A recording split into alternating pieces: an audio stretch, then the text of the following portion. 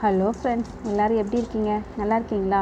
இன்றைக்கி வீடியோவில் பார்த்தீங்கன்னா அருமையான கோழியோட ஈரலை தான் நம்ம வறுக்க போகிறோம். நார்மலாக கோழியோட ஈரலை நம்ம குழம்புல தான் போடுவோம். ஆனால் பசங்க சில பேர் ஈரல் பிடிக்காதுன்னு சொல்லுவாங்க. ஆனால் எந்த ஒரு பொருளையுமே நம்ம வறுத்து சாப்பிடும்போது பசங்க விரும்பி சாப்பிடுவாங்க.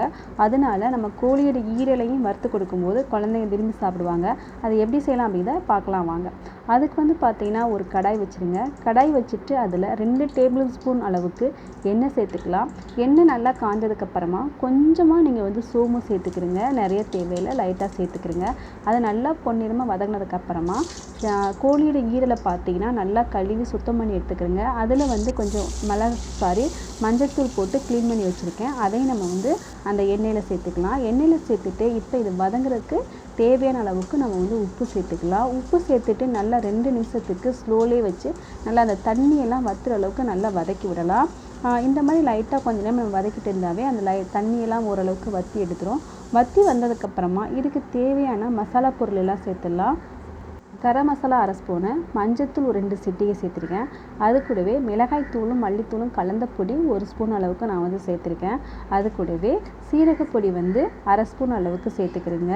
சேர்த்துட்டு இது கூடவே பார்த்திங்கன்னா இஞ்சி பூண்டு பேஸ்ட்டு 1 ஸ்பூன் அளவுக்கு நான் சேர்த்துருக்கேன். இது எல்லாத்தையுமே சேர்த்துட்டு நல்லா வதக்கி விடலாம்.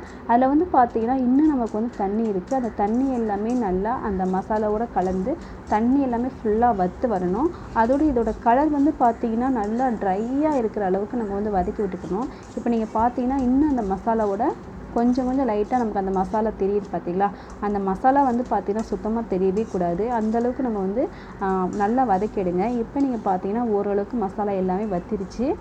மசாலா பொருள் அந்த கலர் மட்டும் இன்னும் கொஞ்சம் மாறணும். அந்தளவுக்கு நம்ம வதக்கிக்கலாம்.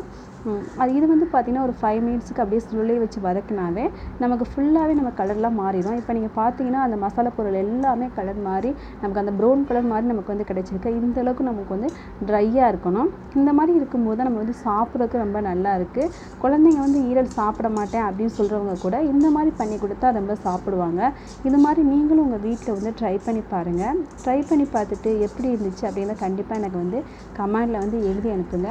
இந்த வீடியோஸ் உங்களுக்கு பிடிச்சிருக்குன்னு நினைக்கிறேன். பிடிச்சிருந்துச்சின்னா லைக் பண்ணுங்கள், ஷேர் பண்ணுங்கள், கமெண்ட் பண்ணுங்கள். அது மட்டும் இல்லைங்க, இது வரைக்கும் என்னோடய சேனலை சப்ஸ்கிரைப் பண்ணாதவங்க சப்ஸ்கிரைப் பண்ணுங்கள். கூடவே இந்த பெல் ஐக்கானையும் மறக்காமல் கிளிக் பண்ணுங்கள். அப்போ தான் நான் போகிற வீடியோஸ் எல்லாமே உங்களுக்கு சேரும். தேங்க்யூ ஃபார் வாட்சிங்.